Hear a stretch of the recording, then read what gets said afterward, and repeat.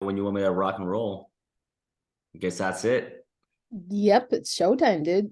All right. Well, what's going on, peeps? Good to see all you guys. I will ask if you guys could get on video, it'd be awesome. So I'm not staying on blank faces here. Ryan, I appreciate you, man. You're awesome. Um, but I guess show of hands or give me an emoji, like who has real estate today already? And like Annie, cool. Ryan, you do. No one else is on video, so I can't see, but all right.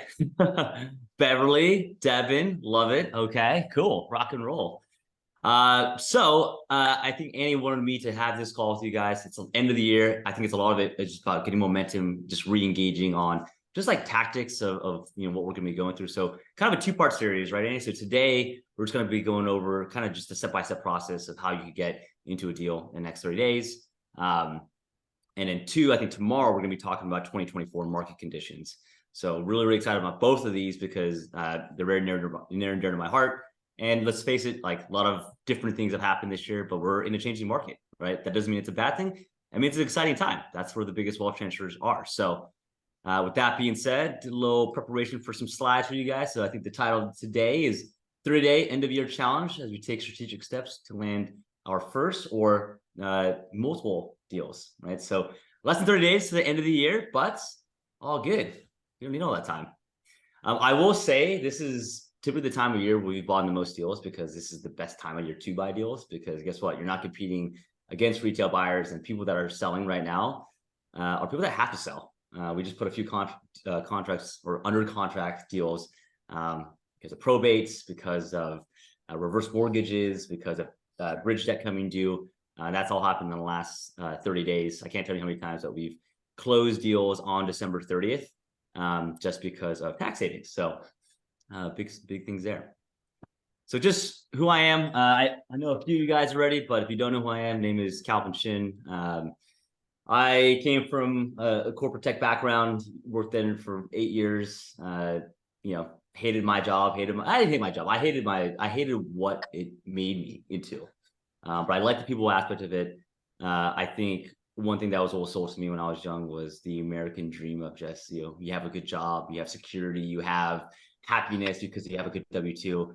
That was always a lie. And I kind of figured that out once I got into it, but saw it as a vehicle to be able to, figure out a way that I didn't have to work anymore. And, luckily being in the Bay Area, tech did pay pretty well, right? So I was able to leverage that into, buying real estate. But I think early on in my investment career, I was very insecure about not knowing how to do stuff or, doing things wrong. And I'll tell you this much, guys, I've made a bajillion mistakes along the way, but they've never been mistakes. They've just been learning lessons that every single time you just kind of get punched in the face, you come back up and you're stronger. And, we've been able to, me and my wife have been able to scale our portfolio. We have about 30 million in real estate holdings personally, about 382 doors nationwide, anything from single families to BRRRRs to short-term rentals to apartment complexes to retreat centers now. And we run a coaching program called Zen Coast University that we're super pumped to be partnered with Sarah on, our capital group, of course, and then a property management group as well. So a little vertically integrated. So disclaimer, guys, again, everything here is for educational purposes. So again, always check in with professionals there. So what we're gonna be learning today in class, so 7 steps to buying your next cash flowing deal in the next 30 days. So here are just really 7 steps that I always tell people that these are the 7 steps you got to take. One is just understanding why the heck you're doing this, right? This is not easy sometimes, right? There's a lot of hours you can put in, but if you have that bigger purpose of why you're doing this and why you're spending a Tuesday night in December when you guys can be at the holiday party getting drunk or whatever, you guys decided to be here, right? Learning, refining your craft, networking. And I just want to honor you for that. I also want to honor every single person on this call because you guys are even thinking about real estate investing. You guys are in the 1% of the whole freaking world, right? We are blessed to be in a position to even talk about investing. And I never forget that because there's so many people that don't even have food on their table. So we understand our why. Second is criteria, right? Everyone is different. Let's understand why you are doing it and what you need to do to find the deal that moves the needle for you. What market, how to build your team out, deal analysis, creative financing, which is going to be super fun to talk about, and then operations, right? It's not just about buying your first deal, it's but buy a good deal, right? And then operating correctly so it actually cash flows. So those are the 7 steps we're going to be going over today. Anyone excited? Who's excited? Can I get an emoji or something? All right. Thank you, Annie. Let's go. All right. So why is this important to you? Why? What is the true potential of your life? I always think it's like, I'm more scared in my life that I live a life of regret, right? And I want to be at the end of my life knowing that that person I'm proud of, right? And that person that I'm proud of doesn't have 1,000 doors or whatever it is. That may be a vehicle right along the way that helps me do other things, but that isn't the end goal by any means. And just to kind of give you some background of us, I mean, we're an overnight success over 8 years, right? This doesn't happen overnight. Real estate takes a long, long time, but we started out 2015. My dream was to climb the corporate ladder. That's who I thought I was supposed to be, right? That's what my father did. That's what everyone I knew did. I thought that was the only path. I had a net worth of negative 30K because we had debt because we joined a $30,000 coaching program. We had $5,000 for our name. Was able to leverage that. Bought a house hack in San Francisco, lost 100K to a flipper, right? So it was a big gut punch learning, real estate, and was still new. 2017 was actually when we first bought our first investment property, but was still a rookie, right? And kind of figured out from there that I was like, oh, I'll just save and then buy. I'll just buy one property every year.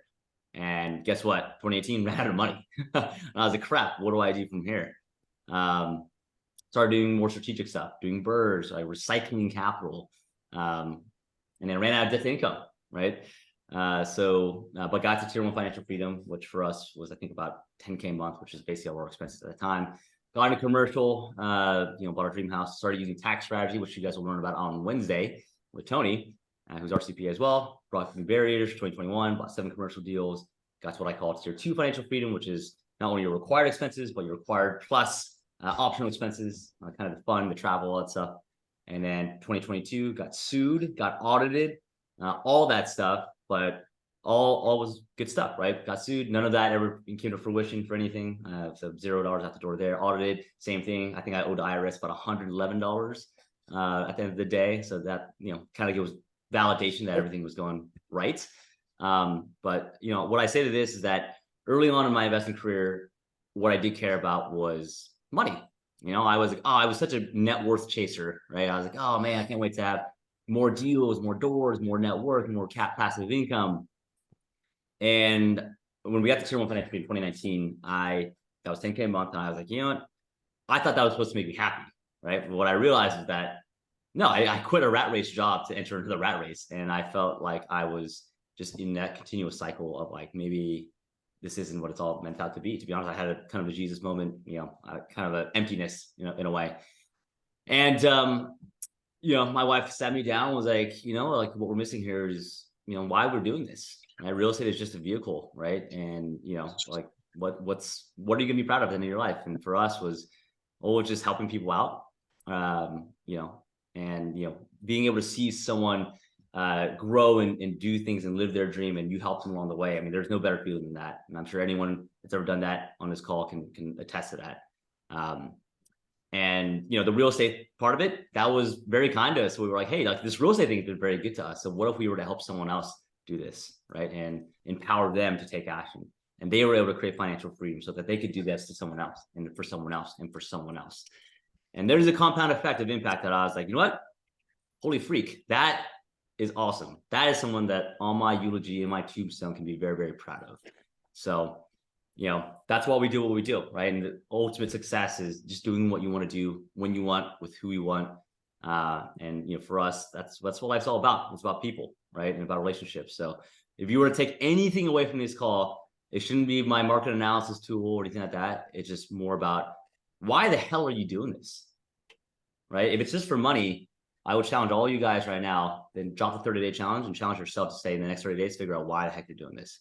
And it shouldn't be just about money.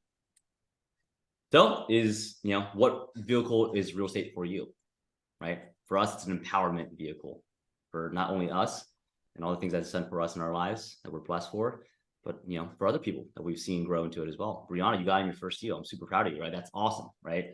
And I can't wait. This is just the start of that journey for you. So that's number 1, is why.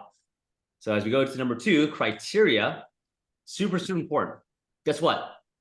Every single human being here is different. Crazy concept, right? Annie is different from me, right? She has different, goals and aspirations of what she wants out of real estate as a vehicle. She has different financial situations. She has different risk tolerance. She has different lifestyle that we live.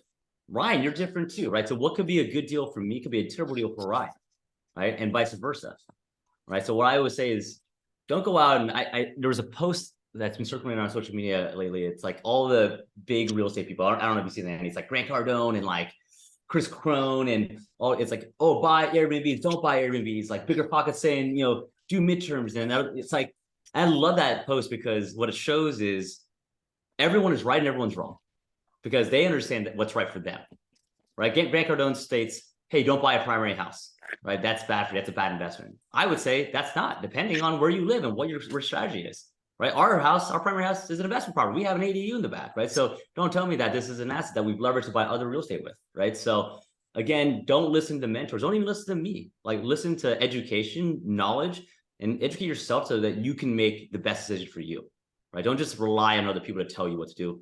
Understand it, make decisions for yourself, right? And that's what criteria is all about, is understanding, like, hey, what is good for you, right?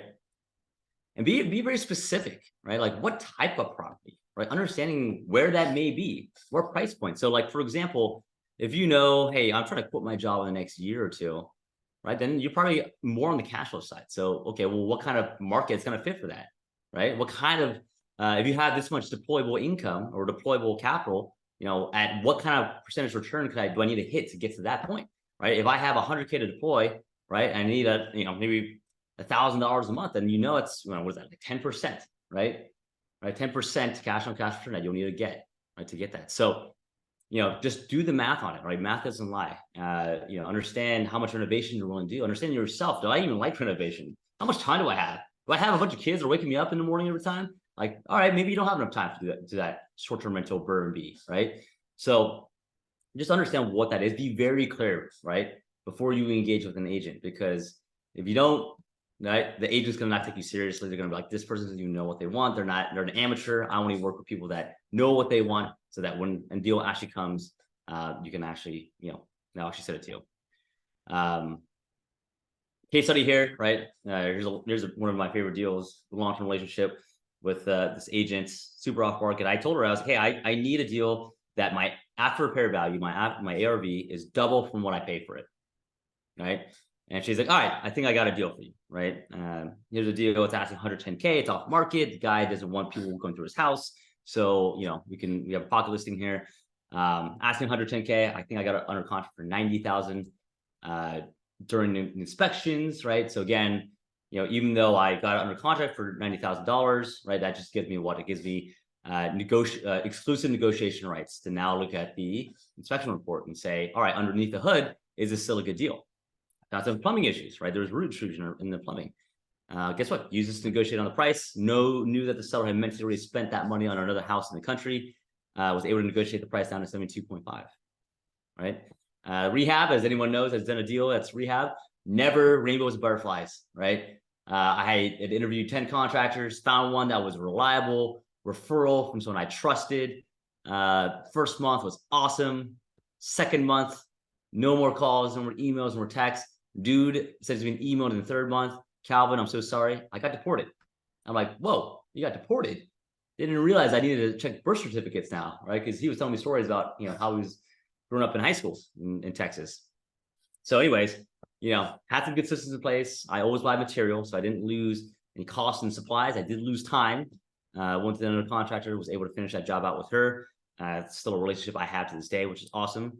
But like I said, I just want to make sure that I show you the real, right? From that, you see the actual numbers here was a BRRRR. I mean, you see these numbers now, 72K in cash. You can't really buy deals for 72K anymore. This was a long time ago. Our rehab was 25K, so we were all in at 97.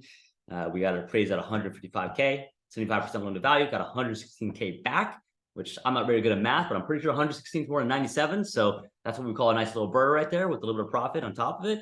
We rented it out at $1,200. Our overall expenses, including mortgage, was $1,044. So we're cash flowing about $156 a month. Cool part about this is that, had a cash flowing asset, and all the original capital back. And guess what? You got to do this again and recycle that same capital and watch that money grow again. But it's all because of one thing, was that I was very clear with my agent. This is the type of deal that I want, right? She wasn't giving me trash. I knew if she's sending me a deal, then I know it's got to be pretty solid, right? And that's because I'm very specific on what kind of deal. If you've ever, my wife's an agent. I hear calls all the time, which is absolutely hilarious. People will call her and be like, "Hey, Jenny, hey, do you have a good deal? I'm an investor. Do you have good deals?" And she's like, "Well, what the heck does that mean? Like, what is a good deal for you?" Like, yeah, I got a land deal. That could be a good deal if you're a really good developer. Hey, I got a big multifamily deal or a split level retail shop. Like, is that a good deal for you? We don't know, right? So challenge everyone, just really understand, like, hey, what is in your scope of work that you can do? What is your debt to income? If you're getting a normal loan on it, like, what do you feel like is your criteria to get you to the next level? For me on this one, I knew I had time on my at that point. I had some cash available. I had some expertise in this area, right? So I was like, I'm fully on board to do a full gut, full bird kind of thing. This is kind of what this deal was. So criteria, know what that is, guys. Step 3. All right, now we know our why, we understand our criteria. Let's understand what market fits for our criteria, right? So let's say in the next 5 years, you're trying to create 10K of cash flow a month, right? You have 50K to start with. All right, that's your criteria. That means reverse engineer it year 1, right? What kind of cash on cash returns you need to get? All right, great. If you have a certain amount of capital to deploy, right? And you understand the lending market is, I need to at least put 25% down. Guess what?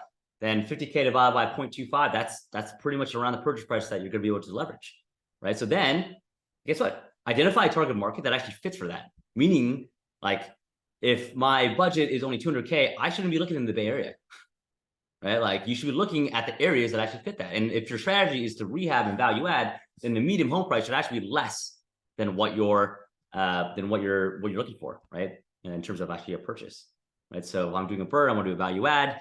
Then my median home price, or in the median home price in the area, is 250. I should be looking for something that is maybe like a 200K or less as a purchase, right? So that's how you're going to identify a target market, understanding what MSA you're targeting. What do I need this market to support? But more importantly, any overall step that I take on a market is a couple of check marks, right? So 3 major check marks. 1 is, does this area have good job growth, right? That's the ultimate way to look at when, is that a good area or not? Are there jobs there that pay well? And are there more jobs, right? Because that usually leads, if there's more jobs there, it leads to population growth, right? And population growth leads to wage growth as well. And the 4th one I look at is something that people don't talk about enough, is economic diversity. Meaning that if the market is only reliant on one industry, then that's what I like to call a glass ceiling market. Has anyone ever been to, I think it's Odessa, Texas? Anyone ever been out there? No, I haven't either, but does anyone know about Odessa, Texas, or what it's known for? No one? Well, it was actually in Friday Night Lights. I don't know if you ever watched that show, but that was the city that Odessa, Texas is. But if you ever watched that show, everyone in that show is in one industry. Anyone guess? It's Texas. It's not cowboy hats. Oil and gas, probably. Oil and gas. That means the barbers, that means the lawyers, that means the CPAs are all in the oil and gas industry, right? If oil and gas gets hit pretty hard, guess what happens? They don't got no business, right? So that's why I like to call it glass ceiling type of industry, because if anything happens, right, to oil and gas, everything goes down. Even though Odessa, Texas has great job growth, population growth, and good wage growth, all that stuff could go away real fast. And I think you're starting to see a lot of that now. So those are my check boxes, no matter what, that a demographic of a market needs to have. Other ways to look at stuff too, rent to price ratios, right? So you take your annual rental income, you divide by the median price. That's going to give you an idea of this is a growth market or a high yield market, meaning is it looking for appreciation or yield? Same with the housing affordability index. I take the median home price, divide that by the annual income. Ideal is an HA 4 or lower. That's more cash flow. A little higher than that, that's more equity. But it just shows if it's affordable or not. To give you some reference point, San Francisco is like 17.5. That's probably gone up now since the last time I looked at it. Whereas a Kansas City, Missouri is probably in the 3s. That's also probably gone up a little bit since I looked at it last, but that's a couple of metrics to look at there. Percentage of renters, National average about 20-25%. Ideal in the market that you want to invest in, because we are investors that we're going to rent out properties at, about 30-40%, right? That's just going to give you more demand for your actual rental properties. Another example, so San Antonio is a market that we invest in, right? So a couple of things I look at: medium home prices, good industry variety, right? It's got insurance, heavy military, oil and gas, of course, has cybersecurity, and it's got the Spurs, which is cool. But all different industries in general. High percentage of renters, 40%. Net migration was 13% at the time. Job growth 2%. Housing affordability index at the time was 3.79. That's probably changed a little bit just with inflation. But I think, well, when I show you guys is this little graph right here. It shows the median price of homes over the last since 1989. And can anyone look at this and tell me, hey, what's really important here? Like, what am I looking at? What's like a number that you should be looking at when you're looking at markets?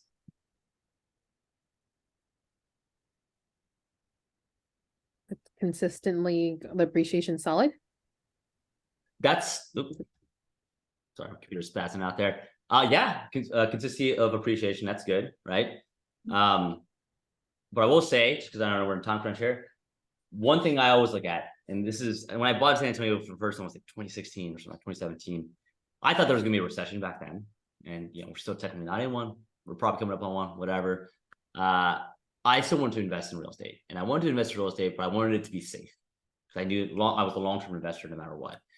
So what I look at is actually, in a good time, every market is looking amazing. Timbuktu in Wisconsin is looking amazing, a great market. What's not looking great is in a bad market. In 08, 09, how did this market fare? Did everyone get absolutely crushed, or was this market stable? Was it secure? Right? So that's what I look at. And in this case, guess what? In 08, 09, you see 08, a negative 0.26%, so stay pretty flat there, and a negative 2.29% in 09. So relatively very stable, even in the worst real estate market of all time, right? I love that, right? Looking at just those trends of like the historic trends in worst times. In the good time, everywhere is going to be good, but in the bad times, how are they performing? How did Detroit do in the bad time? Hints, not very well, right? So, that's what I'm looking for. All right, so now we got our market picks. We're rocking and rolling. Now you got to build your team out, right? So if you know me, I say this a lot. If you want to go fast, you can go alone. If you want to go far, you go together, right? This is a team sport at the end of the day.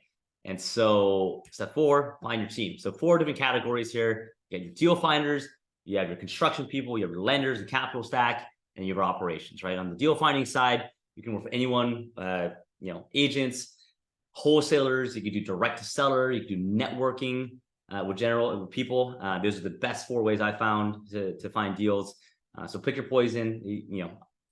Maybe in the beginning, if it's your first deal, just work with one of those people. As you grow your portfolio, have all these in your funnel, right? And you'll kind of get all these deals sent to you, and you look at all of them, and that way you can actually, like, by numbers, like, find the best one that you actually want to do. Capital lender, you got banks, hard money lenders, private money lenders, and even sellers. We'll talk about this a little bit later, but this is earmarked for tomorrow. That's going to be the hardest thing to get in the next couple of years. Construction, probably the hardest people to work with is contractors, project managers, inspectors, contractors. There's a way you can work with them. It's, they're not very good business people, but they're very good craftsmen, right? I can't barely change a light bulb, right? But we do develop it. And I can trust myself because we have the right systems in place. If you're like me, that's what I would say. It's the only thing that you got to work with is your contracts, right? So learning how to do that right way and setting expectations is huge. And operations, right? Property management, asset management, having a good legal team, having a good CPA. You'll be one on Wednesday, right? These are all key areas to have on your team. But if I were just starting out, agents would be my person, a property manager, probably a normal bank, and a handyman or contractor. That's probably where I would start this for. So talking about how to not only work with these people, this team, because, and you see here, I put the word team. I didn't put vendors or anything like that. I could even substitute this word for partners, right? Because they're not my vendors, they're my team. I need them as much as they need me, right? Partners as well. Not only is it one way where I'm like, hey, do this for me. No, I want to help them grow their business too, right? So if you guys have ever read the book, How to Win Friends and Influence People, this is a huge way. People work with people that they like working with, that they like in general. So just the small little habits that, that you can pick up are great ways for, helping just getting to work with good people in general. People love their own name, right, Ryan? Right, Brianna? Right?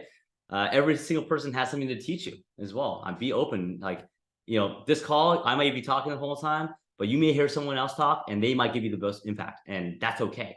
Be open to receive from anyone. Also, just talk about other people. Like on the best type of calls I have my partners and stuff is just understanding what their vision is for their business.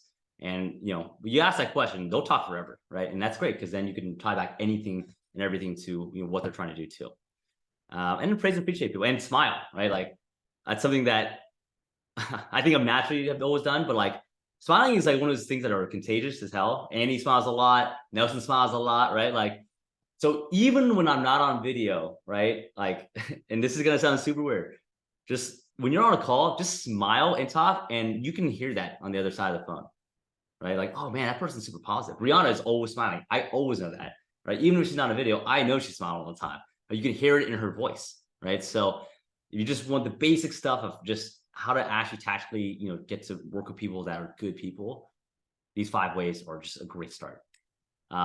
Also just asking about other people. We use the Ford method a lot, right? Asking about their family, what they do for work, what their recreation is, what their dreams are. When I go to networking events, right?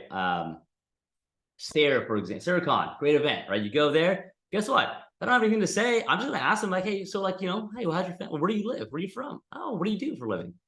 Hey, cool. What's your dreams? What's your aspirations? Right? Like, oh, do you play golf? Oh, do you snowboard? Okay, cool. Right? You're just trying to find commonalities and stuff. And we're at a great way in general, how I look at people in general at networking events. If I'm asking all these questions, tell me all that stuff, that's awesome, right? But if they're not asking me back, that means they don't care about other people, right? Like you want to hear people that are curious, genuinely curious about each other's lives, right? Sometimes you'll just hear people, people love to talk about themselves, that's great, right? But also, reciprocal, that's how you create a relationship, right? And I say that because in any kind of networking events, like SaraCon or whatever, Bigger Pockets Con, whatever it is, you can find deals that way, right? And I've found a lot of my deals just from networking with people. Brianna, you just found your deal not from an agent, right? But from a friend, right? That has worked in that space in Florida, right? So that's one aspect. So what I say is feed your funnel. You never know where you're going to find your deal next, who you're going to partner with, who's going to give you a golden nugget that's going to change your life. Give value without any expectation of return, right? Because if you do, the universe will always come back to you as well. All right. Here's our first multifamily deal we ever did in Kansas City. It's 12 units. We met this couple at a conference in Oakland. So me and my wife were just hanging out in between a session. We're just kind of, everyone's in the breezeway, just hanging out. And we made this really weird eye contact with another couple, right? And we're like, oh, shit, okay, should we go talk to them? Like kind of weird. Oh, let's go talk to them, right? Go talk to them. Guess what? We use Ford, right? Just to talk to them about this, just about what their life's about. They met each other at Berkeley. They're both runners, right? He's a contractor in Oakland. They have 2 kids, both entrepreneurs, have a t-shirt company, which is super cool. And his dream is to write a book and open a school in Brazil, right? So I still remember that to this day. And we just were generally curious, got lunch with them a bunch, hung out with them a little bit after, never expected anything in return, referred them some business on the contracting side. And guess what? At one point they were like, hey, we were having dinner with them and they're like, hey, actually, yeah, we're going to sell this deal in Kansas City and try to get, we're going to tender and exchange it into a big, development project in Oakland. And we were like, you know what, we'll buy them. Like they didn't even say a price. We're just like, hey, we'll buy them. Right. And they're like, oh, okay, sure. And I don't know, we agreed on a price later, but like, they gave us a good discount on the deal. And so we found that deal just from networking with them. Right. Our capital stack on that was just a regional bank that we found in the area, got a conventional 30-year loan. Contractor, we just found a local contractor in Kansas City, and operations, we have third-party property manager there. And I love this story because we bought this one for $548K, 25% down, $137K. Our renovation cost was about $60K to renovate it to what they look like now. And now they're worth $960, right? So our equity gain was $412. And I think net monthly cash flow is $2,800. Cash return is 17%. Still one of our best deals we've ever done, right? Our cash flow is super, super well still to this day. I never have any headaches about this one, which is awesome. And I love this, and I'll talk about this later, but I call this the toilets property, because when we first took over this property, we had a super high utility bill for water. And what I found, and this is when you guys got to operate correctly too, is if you're not looking at your reports, then you're never going to catch this. But we found that the water bill was super high, and we're like, wow, why is this water so high? And we were paying water at the time, right? And I had my property manager look at it, and she's like, yeah, you have really old toilets. They're from 1980. And I was like, oh, didn't know that mattered. And what I learned was that 1980s toilets, they do like 3 gallons per flush.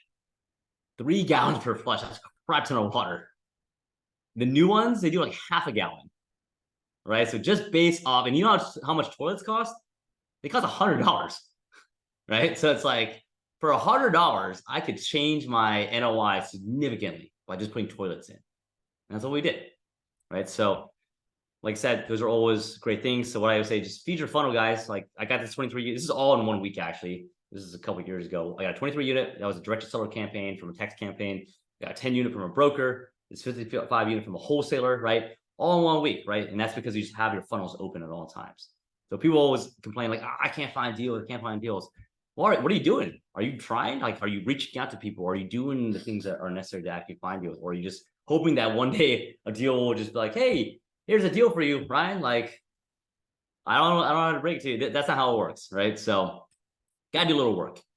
But once you do get those into your funnel, right? It's about analyzing deals, right? Analyzing deals. So obviously on the first step is underwriting deals, ensuring that it is a good deal. How I look at all deals is look at how to protect your downside. Don't just like, look at the realistic, don't look at the best case. Sure, like it always sounds great to look at an Excel and say, oh, look at my return is gonna be like a 50% return, blah, blah, blah.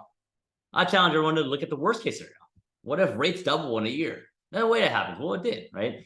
Were you prepared? Can you underwrite for rents not being, where they're at, right? Can you even underwrite for 20% lower rents? And are you still gonna cash flow? And if you do that and it still works, then you probably got yourself a good deal. Right? So what I say is step one on analyze the deal is analyze the deal, right? With the data that you do have. You're not going to have everything, but you have the internet, which has a lot of data on it, and you have agents, and you have people that are your boots on the ground. Second step, then, if it works, go ahead and put an offer in. Great, at what works for you. And guess what? Step 3, once you put an offer in and it's accepted, you're going to get more information, right? And guess what? That's when you got to reanalyze that if that deal still works. And step 4, guess what? Reanalyze it again, right? See if it still works. It's not like your first pro forma is going to be exactly what you're going to close at. I've never seen that happen ever, right? You're getting more data points, and you're getting more data points, and you're getting more data points, and along the way, you're readjusting your analyzer to say, is that still work? Does that still work? Does that still work? And does that still work? And the answer is yes. Rock and roll. This is my little sister. This is her very first deal. I remember she had first deal mindset, what I had to call like limiting beliefs. Like she's obviously very excited about real estate, like when she started, because she's like, oh my God, I've been seeing what you're doing. Like I want to get an Airbnbs. It's great. And I remember I took her to San Antonio because we were actually changing one of our properties into a short-term rental. And she just fell in love with just the concept of Airbnbs in general. And I remember she went out there, looked at a deal, and she got one under contract. And she called me up. She's like, Calvin, I'm so excited about this deal. Yeah, I'm about to go on my flight. I'll catch you later, right? I'll call you when I land. Takes her flight back, 5-hour flight, calls me when she lands. She's like, Calvin, I'm gonna back out of the deal, right? I'm freaking out, right? And that's okay. Guess what? We all go through that. I don't know if anyone's had that happen to me. I remember that was my first deal too. Got accepted, and I was like, oh crap! Like, I gotta put an EMD in. Oh, maybe I shouldn't do it. But went through with it. It was great. And you're just building that muscle, right? You're just going and building that muscle over and over and over again, right? So as you do this 30-day challenge, right, for the end of the year, it's just practicing getting good at analyzing deals over and over and over again until it's a muscle memory thing. We're to a fact now, like, if people send me a deal, I'll look at it for like 5 minutes. I'll look at the numbers. I'll look at it real quickly, but I can do it on my calculator now and say like, all right, like, is this a deal that I'm going to look at further? And that's what you're trying to do. You're trying to filter it out, right? You at one point probably going to get sent a bunch of deals, right? And your job is to not waste your time and 20-30 minutes on spending on each one of them, analyzing it deep, but doing a very quick analysis on it and saying, hey, is this a deal that is worth looking at? Is this the right area? Like, is this something that is going to fit into my scope, in my buy box? If it is, rock and roll, right? If it's not, move on, right? Because there'll always be deals out there, no matter what, and no matter what market it is. Okay, cool. I'm gonna take a pause. Any questions? I need to get a drink of water. Any questions so far? Yep, and I've got a couple. So going back to the slide where you're building out your team, in your opinion, do you feel that it's more important to start finding agents and the deals, or is it more important to start building out like your connections with the construction folks, operations for property management, and the lenders? Okay, so the two more, they're all important, right? You're not gonna love my answer, but they're all important. Now, I'd probably say in order of operation, you probably want to talk to your lender first, understand what lending looks like. Then you go to an agent, and then property manager, and then contractor, right? You want to know what you can actually borrow. Agents will actually find you deals. They're going to be kind of your liaison a lot in that market. But you do want to have a property manager as well, because once you start getting sent deals, I use what's called the trust and verify technique, where I have all these people. I trust what they say, but I verify it as well. I had agents tell me, "Oh yeah, you should be able to rent this out for like $3 grand, totally." Okay, I trust you. Property manager, hey, can I rent it out for $3 grand? Because guess what? The property manager is actually the professional in that regard. And I've had property managers tell me all the time, like, no, it can't, or I would not rent in that area, right? So you're kind of always using checks and balances in that. But lender, you want to know if you can actually borrow money, what your limitations are. Agent, then property manager, then contractor. Then how about if it's kind of you feel like you're starting in a new city, and I feel like whenever you talk to an agent, like they start sending you a whole bunch of deals, but then how do you know that what they're sending to you is actually solid? And at the same time, is that are you bugging your property manager too much to go like, hey, does this make sense? Does this make sense? Yeah. Fine line. Well, I'll put something out there. An agent will always tell you it's the best deal of all time, right? Because they're getting paid for that. So again, this kind of goes back to my original point. Don't rely on other people, right? Rely on you. Trust you, right? You guys are all very, very smart. We have the internet. We have all this stuff. So yes, use an agent as liaison, right? If you have a good one that you trust, and great, they'll give you some input and stuff. But I always so another thing too is like, you have an agent out there, great. I'll start calling anyone and everyone I know out there. Like if it's San Antonio, agent sends me a deal. Hey, it's a great area, cool, awesome. I'll call every single person I know that's ever been out there, is from there, and all that stuff. And I'll just get their unbiased opinion. Hey, friend, hey, you lived in San Antonio for a year. Like, this deal out in the south side, kind of by the AT&T park. What do you think about that? Oh, it's ghetto?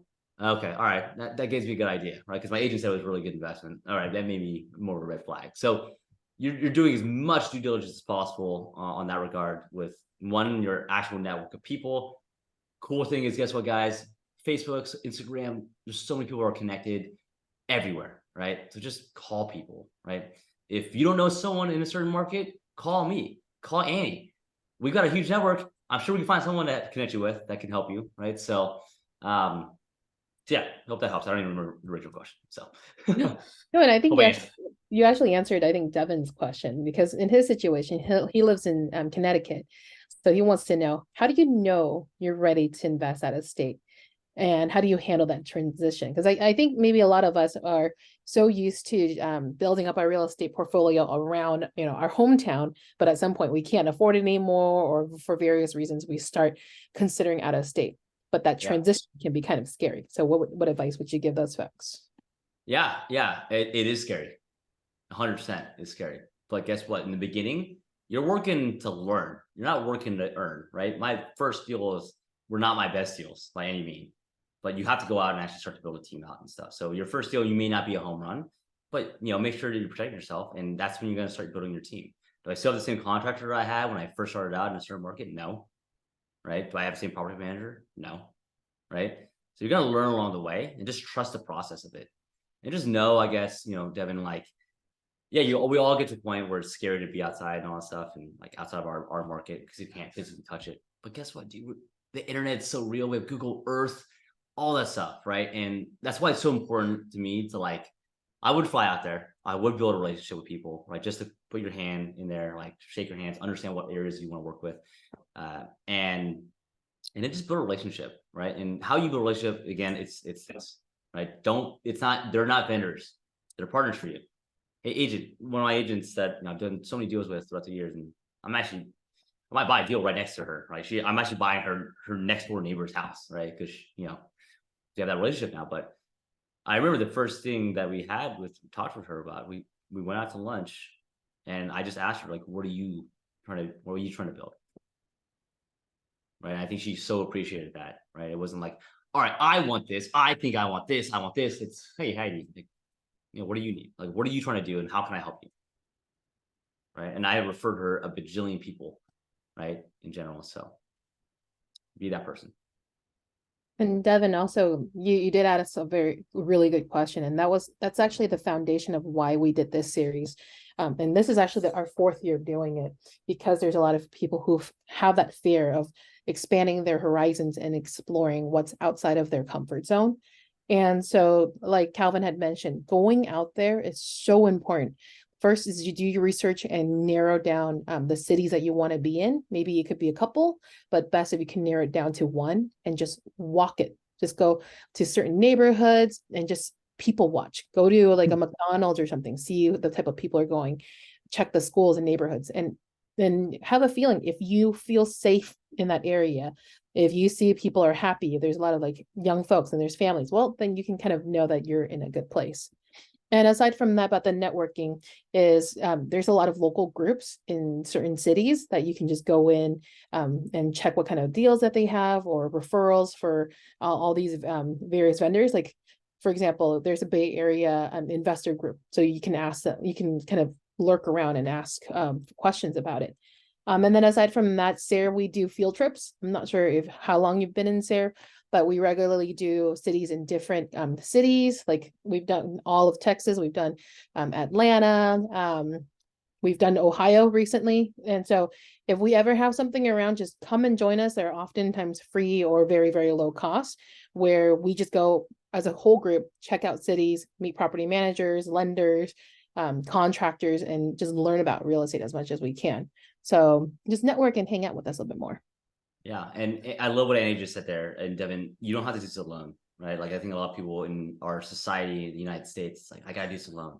No, you got so many people around you, right? Like, that want to help and are going through the same thing that you're going through as well.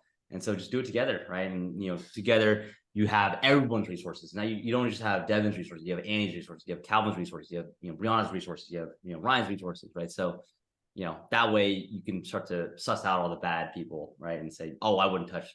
For example, I had a student that hit me up the other day. He was like, oh yeah, like, I got this great property manager. It's using Evolve. And I'm like, nope, do not use Evolve. They suck. Like, don't use that property manager. He's like, oh, but they said, this.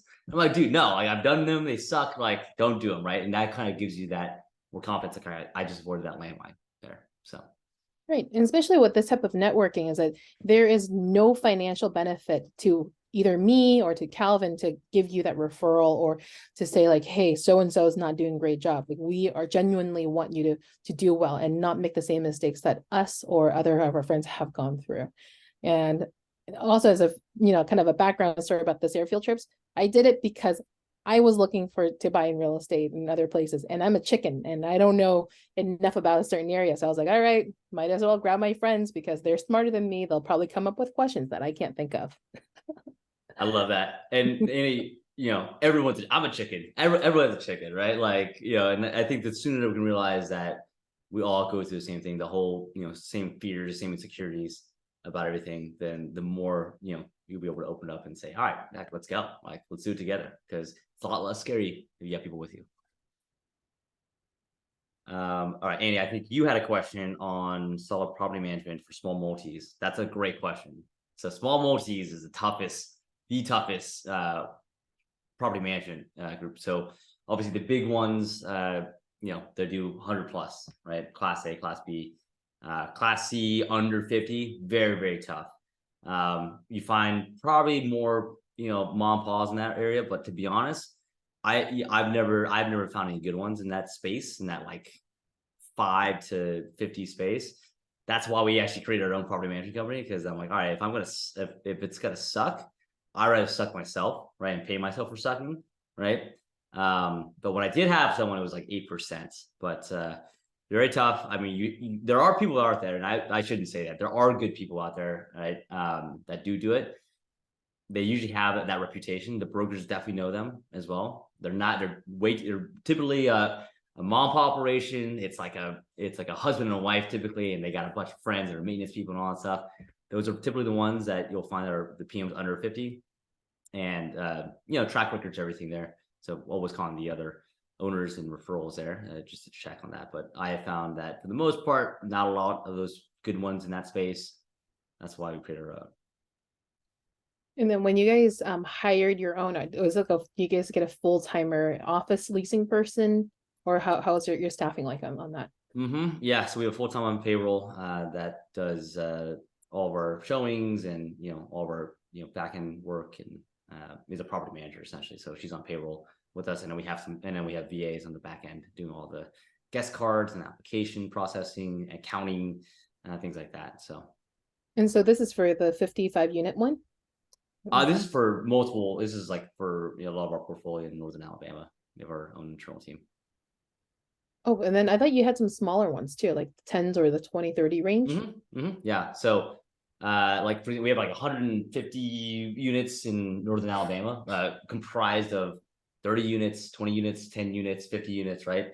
So there's like a bunch of different sites and stuff. So we have offices in 2 of them, right? So she'll sit in one of the offices, and then basically what we do is we transition her days. So Monday she's in these 2 apartments, and Tuesday she's at these 2 apartments. On Wednesday she's at home doing paperwork. Thursday she's doing over here. Friday she's at home doing paperwork, right? So we have a hybrid model in that regard. Got it. So that means your strategy on taking of these smaller portfolios, that you purchase several of them that are in close proximity where one full-timer can actually go around and check the property, so that you're keeping your expense ratios a little bit on the lower side. Correct. Exactly. I'll put the payroll is a lot lower than a property manager, right? And all that stuff. So. Right. And for those friends that are in here kind of new and thinking about the multifamily, the reason why I was asking about that is because we also do a lot of investments in multifamily syndications, meaning 100, 200 plus units. And one of the best benefits of investing in syndications is the economy of scale, where you can hire a full-timer, they're managing over 100 units. And their property management fees are lower per unit, compared to if you invest in something that's like 30 units, 40 units, it might be hard to find a property manager that can manage it, because it's kind of too small to hire a full-timer, too expensive to do that. But then it's like you also have to hire like contractors and all of that, and then it really blows up your expense ratio. So in Calvin's situation, he's treating it in a way more like a larger multifamily by having multiple properties within close proximity, so they can share staff. Yep, 100%. And something to add on to Andy's point too. So we have syndications as well. So what the difference is as well, it's not particularly cheaper sometimes with bigger units, because the property management fee is cheaper. You're probably looking at like 2-3% on that regard, but you do pay payroll, right? So every property you pay payroll as well. So actually blended out, you do actually end up paying a little bit more, but you can, because your economies of scale, you're making a lot more money on it too, right? So you have the ability to have that and have a full-time person dedicated for that property. You are going to pay a little bit more if you add up all of it together, but you're able to, because you're getting more income as well versus just one, which is great. So. And then how was your transition from when you first started doing, say, single family home, or maybe out of state, and into moving into these 4 units, 10 units, a little higher up?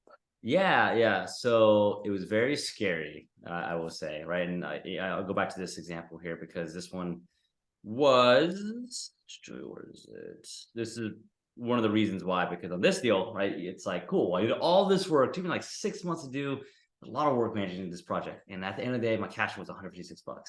That is barely a dinner. That's like the SF mandate tax at a dinner in San Francisco, right?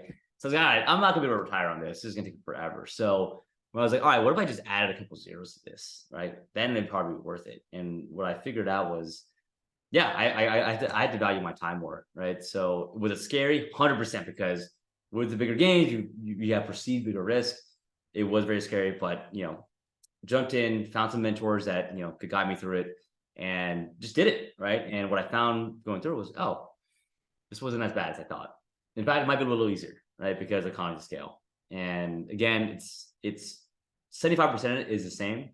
Is 25% is just a little bit new language, but it's like anything, just like when you first got your first deal in single family or whatever, it was just learning a new language, same thing there. And, building up the team that was more equipped for that deal. So.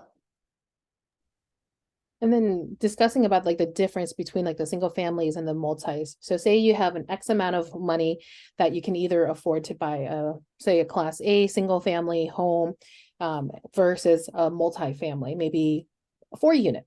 What would be your deciding factors on which path to go toward?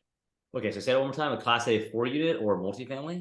Either a single family that's in class A, or say you can get a 4-unit in a class C property, same pricing. It depends on what my criteria is, right? So am I hunting more for equity or cash flow?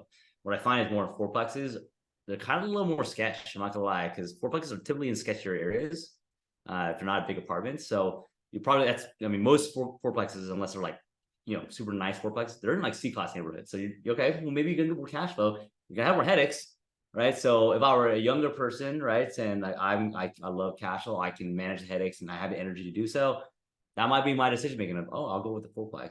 If I'm older, right, for example, and I'm like, yo, dude, I got all this equity on my C-class properties, and our strategy is like this too. It's like, when we started in C-class, it was a lot cheaper, the returns are, you can make a lot of money in C-class, right?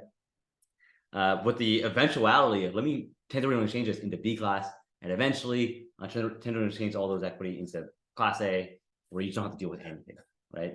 And you can tell I have class C, I have class B, I have class A properties. I don't hear anything about the class A or class B properties. They're very quiet. It's very nice, very peaceful. Returns aren't as great, but they're very peaceful. Class C, things are happening all the time, right? But my returns are better, right? So what do you guys value, right? So only you are going to know that of what you would value. If you have a team equipped for it, if you're ready to jam, then you should know what you're able to do. And do you feel that newbies who say they might not have that much money, would you recommend them that they go into buying like a multifamily that's a little bit more affordable, maybe a rougher area, say that they're willing to put in the work? Or do you think as a first timer that they should still go maybe like the traditional route of single family home, start from there, learn the ropes and then move up? I believe, and this is just my opinion, you should just go, if it's your very first deal, right? And let's say I'm a person that doesn't have a lot of time, of W-2 that takes a lot out of me, I have a kid or whatever it is, my risk tolerance is low. The most vanilla deal that you can do is a B class, B minus class, single family home, long-term rental that cash flows. You do that, you're gonna be just fine. There's not a lot of risk in those type of deals, and it's very risk adjusted. It might not be a home run deal, but you will not be sad that you made that deal 5 years down the road either. So for newbies that have a lower risk tolerance, that's the type of deal I would do. Now, if you're someone that has you're young, you have a lot of time, you have a lot of energy, you have nothing to lose, kids or anything like that, you have a high risk tolerance, go as big as possible, right? What do you have to lose? And it may be scary in the beginning, but you have nothing to lose. And that's how I looked at it. I think we were 20, I was 24, 25 when I bought my first multifamily, the 12-unit over here. I was scared, right? But I was like, dude, I don't have anything to lose. I have no assets. So like, I'm just gonna go for it and figure it out. And if I mess up, all right, I learned a lot. Take it as a learning lesson, start over, rock and roll, right? So Calvin, in this deal there, did you have to get comfortable like taking on other people's money? Like when you go from single family, you can probably do it yourself, and at some point you got to get comfortable taking more, be responsible for other people's money. So how did you kind of bridge that gap? The mindset thing for sure. In the beginning, I didn't take people's money for a long time. I was too scared, right? I'm totally cool losing my own money, but when it comes to other people's money, like that scares the crap out of me still, even to this day. But the relationship with that changes, right? Because you got to know, and it's more the belief in yourself. Like, all right, this is a good deal. I'm investing my money into this, so let me give you an opportunity for other people to invest with me too. And if you are in that deal and you are invested in it too, and it's a good deal, why wouldn't you offer that to your friends and family as an opportunity? And it's up to them, right? I always say to people too, like, hey, you're gonna invest with me, like, you do your own due diligence. Like, I'm not responsible for yourself. Like, you should know how to do all this stuff, right? And if you decide to invest with me, awesome. I'm investing a lot of money in it too, right? So I'm in this with you as much as you are in this with me, right? so again, like put your money where your mouth is and change your mindset into taking money from people to giving people opportunities to invest money and create wealth with you. Because you will have to scale that way. That is one of the only ways to scale. Calvin, I had a question, sort of. Did you when you are going for, let's say, the first couple of like you'll work with banks, but then at some point you will cap out, right, on what the bank will offer you. So how do you sort of like increase your buying capacity? That's the Yeah. If you saw my chart there, I ran out of debt to income, right? So you have 10 Fannie Freddie loans. I ran out of debt to income. Especially if you live in the Bay Area, basically one house here, you might be capped in your debt to income. So you gotta get creative. And I appreciate that segue because I'm gonna talk about creative financing right now. But you gotta start doing other type of deals, right? So in commercial, for example, and that's also another reason we went to commercial is they don't look at your debt to income, they look at DSCR of the deal, right? So then you gotta find good deals, right? Because you can still do as many deals as you want as long as your DSCR. Now, I guess to caveat to that, that is a common misconception too. It's just DSCR. You still gotta have enough credit partners in the deal, right, to be able to do the loan, right? They're not gonna just say like, oh, you have a net worth of $2, but we're gonna give you financing for a $20 million deal. Okay, even if the DSCR checks out, they're not gonna do it to you, right? Like, so that's where Prashant, like your network comes into play a lot of like, all right, let me go find people that are doing this as well and partner with people, right? So joint ventures, syndications, things like that, or use creative financing, right? And I think this is one of the biggest things right now that is a huge opportunity for people, right? So what I say is that there's two types of people. What retail buyers do is they go to the banks, they get stuck at 10 Fannie Freddie loans. I'm gonna be honest, you probably won't even get stuck at Fannie Freddie loans. You're gonna get stuck your debt to income before you hit 10 Fannie Freddie loans, unless you're just making $1 bajillion, right? Most people just go to these big banks, they get their Fannie Freddie products, they put their 5% in the first home and they're stuck at their debt to income, or they have enough money to get a second home, but then they're stuck, right? What do investors do? We look at the deal, right? And we understand what exit strategies are there. And then you understand what loan strategy that you have in there. Now, what I say with creative financing, it's not just about the loan product, it's about the price and the terms of the deal, right? So what I always tell my sellers in general is like, all right, you can have your price or you can have your terms. You can't have both, right? I won't give you both. I might ask for both, but I'm not going to give you both, right? So you're either going to get a good price or you're going to give me good terms. Right? Which one do you want? Right. And then execute on the loan terms that make a deal go from good to great. This is the arts of real estate investing. This is my favorite thing, is like understanding what the exit strategies are and do I have the right loan product for that? For example, like if you're gonna do a BRRRR, right? Like, okay, well, you can get a 30-year fixed mortgage on it, sure. But if your exit strategy is only gonna be a 3-month hold on it, then you probably shouldn't. I'm doing one right now where I'm using hard money. I could have got a conventional loan on it, but maybe it saved me half a point. Actually, nowadays it's a lot easier to make that decision because hard money is actually cheaper right now than conventional loans, which is absolutely crazy. But you have that determination to say, all right, like I'm leaving in 3 months anyways, and why would I get a loan, a conventional loan? Because I'll have to pay not only my mortgage but also the down payment, but also the rehab cost. Whereas hard money, I could just put 85% loan to cost on it. Only put 15% down, plus they'll give me the rehab money too. That's more efficient use of my capital, right? In general. So you got to know what that is. And, understanding the why, not your why, but the why of the seller first. Right? So creative financing isn't just, let me just pitch, seller financing to you. No, understand why they're selling. And nowadays, there are so many distressed assets, and it's starting to trickle in more and more and more. And I think 2024, we're going to have a lot of that, right? But I'm starting to see a lot more right now because people that are selling right now, they have to sell, right? If you have a 3.5% rate on your deal, you're probably not going to sell, right? But people are selling because they have to. So what does creative financing mean? It means why are they selling, and is there an opportunity for me to do a non-traditional way of the loan terms? And so examples of that could be seller financing, could be sub-2, could be joint ventures, could be seller credits, could be bridge loans, could be construction loan to cost loans, private money, hard money, any combination of all this in between. Right. And I think that's really important to understand, is that you have options. So I always look at a deal and say, all right, a normal conventional loan. Okay, what does that look like? All right, but if I did this with hard money and Limit Bridge, okay, what does that look like? Or if I did it with seller financing, if I can convince them to do seller financing, and I'll give them a higher price, right? So I even, you know, for the most part, I'll offer people like 3 different options: cash, normal lending, and seller financing right now. And I'll just see which one sticks. And they're not the same price, I'll put it that way, right? Whatever one that I want them to do is going to look the most attractive, right? Because when psychologically, when you give people options, they typically pick it, right? Versus, hey, you know, what kind of creative financing can you do? No, hey, I can offer you these 3 options: one seller financing at $500K, one's a cash option at $300K, and one's a conventional loan at $400K. Which one works for you?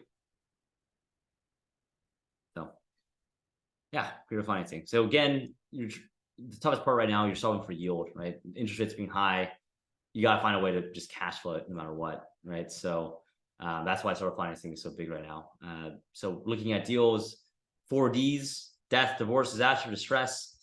A lot of people are over leveraged right now. I think there's $2.9 trillion of bridge debt coming due in the next 2 years. A lot of people, capital reserves are dry right now. So we're seeing a lot of that. We're actually not seeing that, or some of them are starting to trickle down, but a lot of banks are restructuring. But the ones that do trickle down, be ready. The tough part though right now is that you're not going to get lending, traditional lending on it. So do you have enough people in your network that you can buy deals, maybe even cash, right, and hold for a little bit, and you'll make a lot of money on the refi. So yeah, so Rob, I don't know if that answered your question, man, but yeah, no, it does. Okay, awesome. All right, and then last step, guys, is just operations, right? So now you're not a real estate investor when you just buy property. You're a real estate investor when you buy property and actually operate it. So what that means is LLC structures, tax strategies. I think someone actually just wrote a question about LLC structure, so great leeway in here, right? So tax advantages. Anyone here like paying taxes? Probably not, right? So I'll steal a little bit of Tony's thunder. He's gonna go over this on Wednesday, but I'm gonna steal some, so because I had first dibs. Everyone here will have a Schedule E, right, on their real estate, on their tax returns, right? This is, you know, basically if you have a single member LLC or your own personal investment property, you have your address, you have your income and your expenses. But one of these things is what I like to call fugazi money. It's not real money, right? And that's depreciation. Basically, I think it's Walmart that went to the IRS and was like, hey guys, we have a bunch of these retail centers.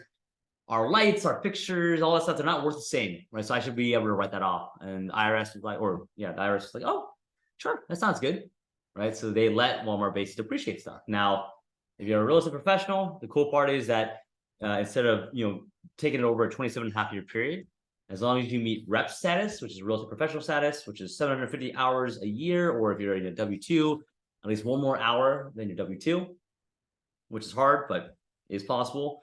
If you do it the legit way, then you can actually accelerate depreciate that and take it over a 5, 7, or 15-year period, which means that instead of, you know, your depreciation being $3,800, that might be $50,000, right? And you might have a negative $50,000 negative here, which becomes an active loss against your active income if you're a real estate professional, meaning that you have a job that you're a real estate professional, maybe a real estate agent, and you're 50K.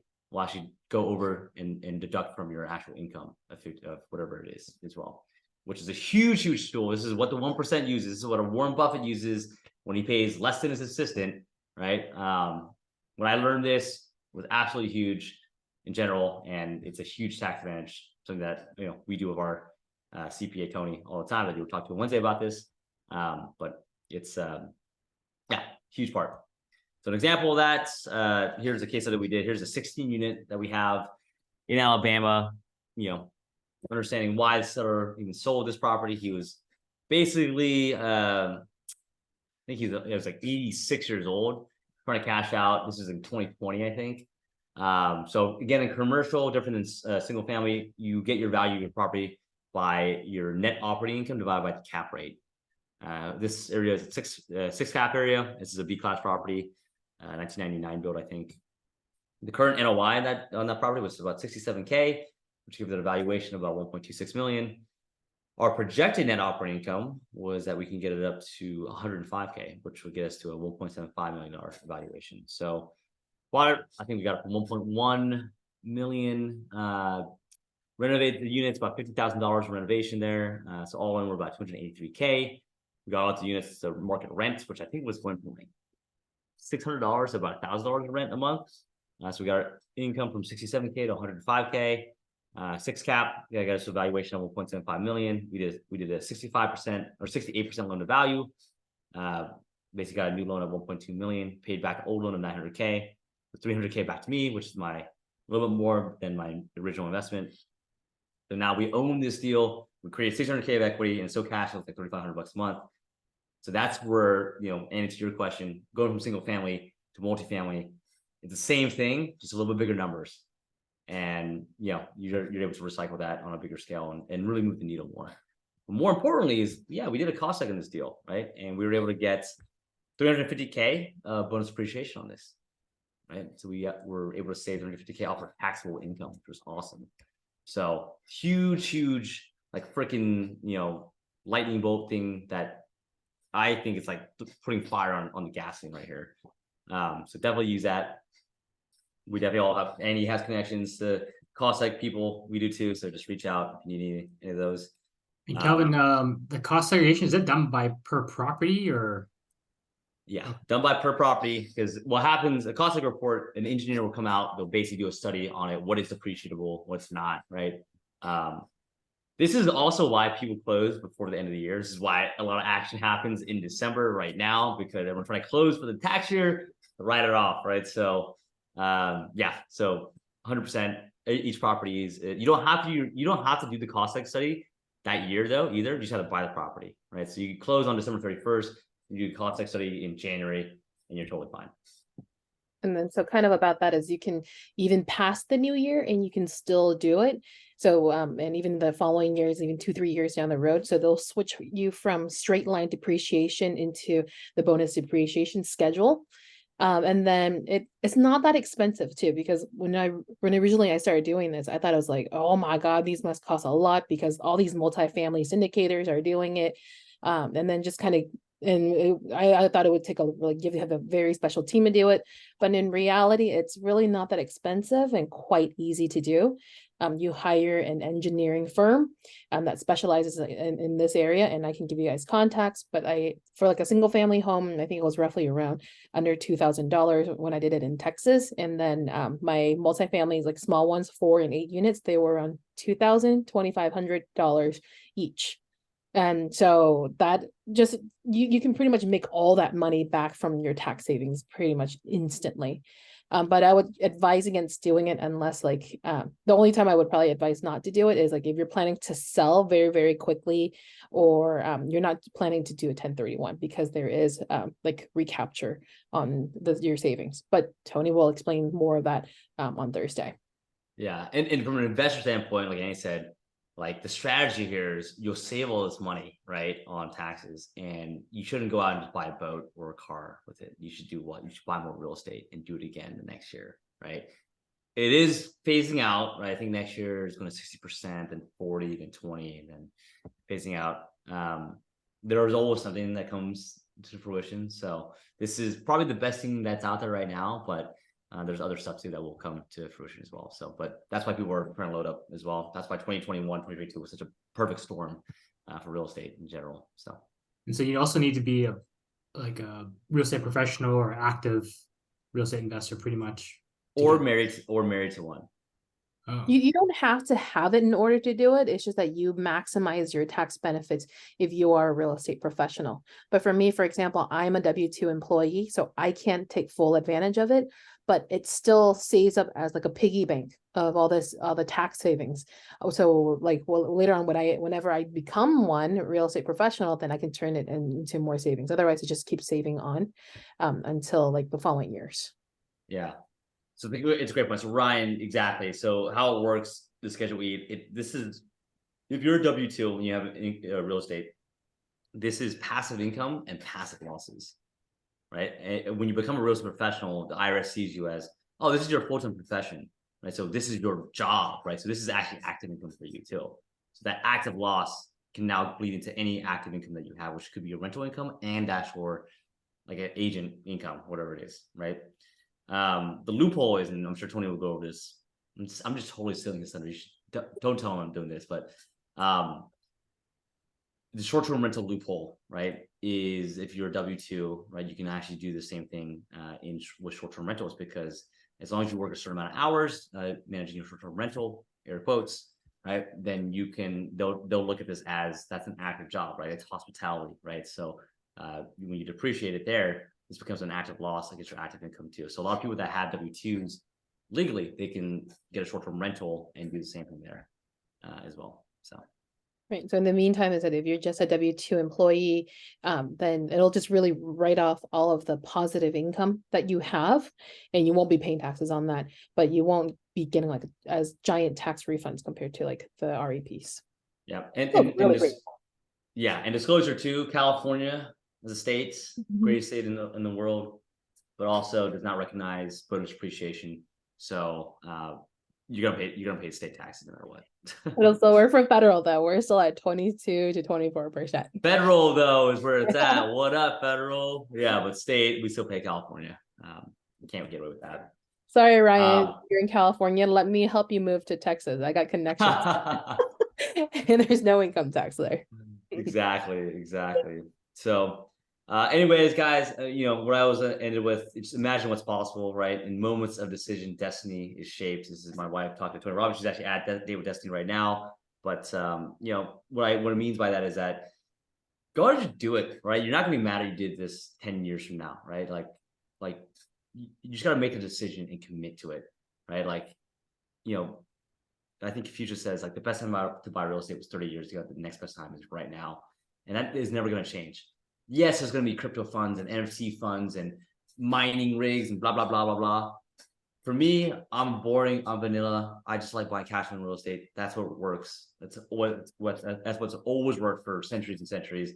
Maybe some people make money on GameStop or whatever, but for me, I know this is tried and true in general. And if you guys want to work with us more in our coaching program, we offer coaching and mentorship in our community. We want to just help empower you the same way that we've gone through the journey and didn't have mentors. Like, we want to be able to give that to help you guys along your way and avoid the landmines as well, because there are a lot. Always can follow me on social media. Instagram is probably the best, calvinchin.rei or at Zen Coast. DM me if you want to be part of this challenge. DM me Sarah Challenge, and I'm going to keep you guys accountable every day, so basically for the rest of this 26 days that we have. If you DM me Sarah Challenge, I'll put you on my list and make sure that I'm DMing you saying, did you get your market picked? Did you analyze the deal, right?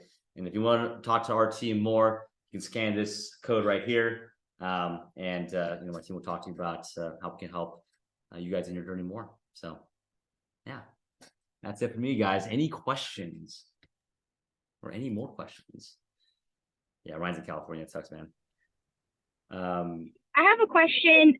This is Beverly. Can you hear me? Yeah. What's up, Beverly? Hi.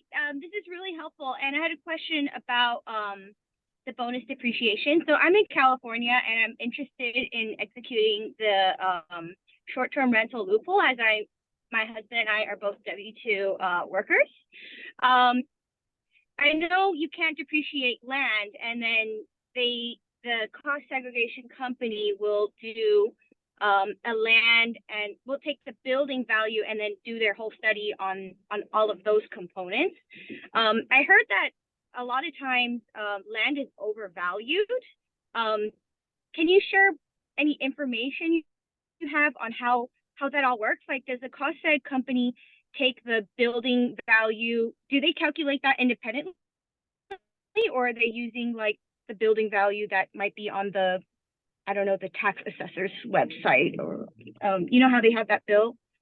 Yeah. I'm just wondering, how are they getting that building land ratio? Yeah, so for the most part, anyone can actually look this up. Actually, it's on the tax assessor's website. So if you just go to County of San Mateo or whatever, you can look up any property, and it'll actually have the improvement value and the land value in there as well. Obviously, these to maximize your stuff. California, our land value is a lot more, right? So you're not going to be able to depreciate as much, because you really can only depreciate the improvement, which is the building structure. Midwest towns, land is valued a lot less, right? So it's all on, and they use that same reports. It's legitimately what the tax assessors use. So there's no such thing as overvaluing land or undervaluing land. Unfortunately it's whatever the county says it is, and so that's what it is. So I heard about a kind of study that does a land to building assessment, so, or revaluation. Like, have you heard of that before? So I'll speak from experience, and maybe this is the same realm, but I know in Texas we always protest the valuation of our stuff, right? And so I don't know if that's what you're talking about, but yes, there's ways to protest, your valuations of stuff. It's funny, like I always say in real estate investing, it's like you want your property tax value to be super low, you want your appraisal to be super high, right? You want all that stuff to be different, right? So it's, in taxes, for example, you definitely want it to be all low. But actually in this case, in a cost study, you do want one of them to be high, one of them to be low. So I don't know if that answers your question, Beverly, about that, but that's all I know about, protesting or telling people what you think the evaluation of your land is. And then also when you're protesting, you're not actually protesting the land itself. It's actually, you're protesting on the property, like as in values have gone down, or say there's issues with it. It's not brand new. It shouldn't be assessed as high as what like the state thinks it should be. So there are little differences. All right. And then, so Ryan has a question, but I think I'm going to hold that one to tomorrow because I want to rope you in for another night, Ryan, if you don't mind. I'm a sneaky person that way, and I'm going to hold off on those tax questions for Thursday too, because that one's going to be a good session.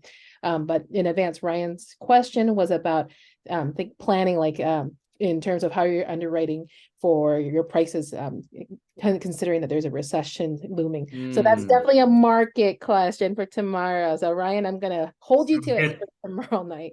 Sorry, Ryan, you gotta listen to me again or a day, bro. All right. And then Devin has a question that's more about the LLC. Is what is the maximum number of properties you can have under one LLC, and do you structure your companies based on location or asset class? For example, would you do one LLC for all your Texas properties, or instead you do one LLC for all of your single family homes and you put in one? Yeah, that's a great question. So it's actually, I don't do it by amount of properties in an LLC. I do it by value of equity in an LLC, right? So I'll put it this way. If it's an apartment complex, it's getting its own LLC, especially if you're raising capital. If you're raising capital, it's got its own LLC because you have to, right? Can't commingle. If it's my own personal assets and I have a bunch of single family houses, okay, well, what are they all worth? If they're all worth like 50 grand, yeah, I'll put multiple in one. I don't, I just want the protection at that point. It's all mine. So I kind of look at it more. So equity wise, I'd say around like maybe 500K worth of value, but equity wise, maybe like $250,000, right? So kind of risks are you trying to separate from each other? So $250,000 bucket there, $250,000 bucket here, right? I think that's a good way to protect yourself there.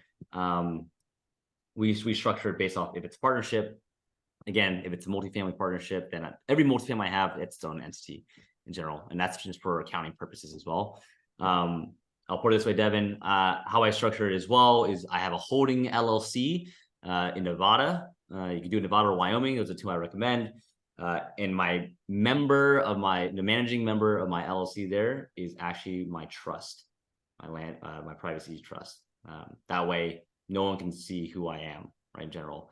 So each property, let's say I own a property in Texas, an LLC, the owner of that LLC will actually be my holding LLC, right? And that holding LLC, the member of that will be my trust.